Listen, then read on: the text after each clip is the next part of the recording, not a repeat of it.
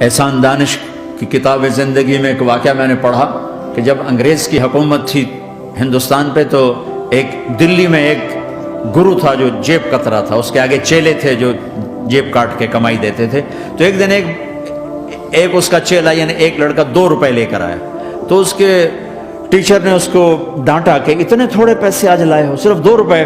تو اس نے کہا استاد جی آج بڑا موٹا مال پکڑا تھا، آج ایک انگریز کی جیب کاٹی تھی، بڑے پیسے تھے.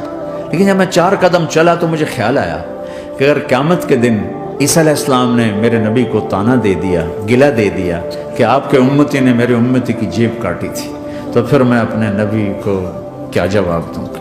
اور میرا نبی میری وجہ سے شرمندہ ہو کہ بس اس شرم میں جا کر میں نے اس کو واپس دے دیے اور یہ اپنے کے 2 روپے کھسکا کے لایا ہوں.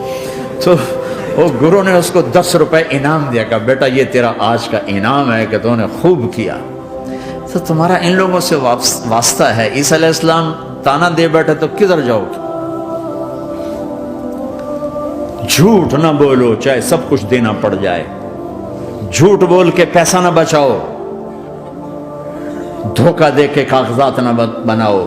یہاں کی لڑکیوں سے اس لیے شادی کرنا کہ میرے کاغذات بن جائیں، اللہ کے واسطے ایسی ذلت کے کام نہ کرو. میرے نبی نے فرمایا جس نے دھوکہ دیا میری امت سے نکل گیا. نماز چھوڑنے پر کہا اس نے کفر کیا، جس نے نماز چھوڑی کفر کیا، اور جس نے دھوکہ دیا میری امت سے نکل گیا. من غش فلیس منا. جھوٹ نہ بولو، دھوکہ نہ دو، سب کچھ چلا جائے جانے دو، سچ کا ساتھ نہ دو، سچ کا ساتھ دو. ابن خراش رحمۃ اللہ علیہ کے بارے میں مشہور تھا، زندگی بھر کبھی جھوٹ نہیں بولا. حجاج کا زمانہ، ان کے 2 بیٹے حجاج کے خلاف جنگ میں شریک ہو گئے، پھر ان کو شکست ہوگی، وہ بھاگ گئے، پھر چھپتے چھپاتے گھر پہنچ گئے. CID نے بتایا کہ وہ گھر آ گئے. تو حجاج نے کہا آج ابن خراش کا امتحان لوں گا.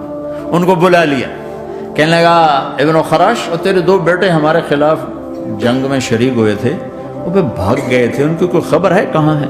تو انہوں نے مسکرا کر فرمایا کہ حجاج زندگی موت تو اللہ کے ہاتھ میں، گھر آ چکے ہیں، گھر میں ہیں، ابھی یہیں چھوڑ کے آیا ہوں. تو حجاج نے کہا تیرے سچ پر تیرے بیٹے تجھے ہدیہ کرتا ہوں. اگر تو جھوٹ بولتا تیرا سر بھی اڑا دیتا، تیرے بچوں کا سر بھی اڑا دیتا، تیرے سچ پہ تجھے تیرے بیٹے تحفہ دیتا. مسلمان جھوٹ نہیں بولتا. چند پاؤنڈ کی خاطر تم کاغذات میں ہیرا پھیری کرو. ڈرو اس دن سے جس دن اللہ کے سامنے کھڑا ہونا ہے.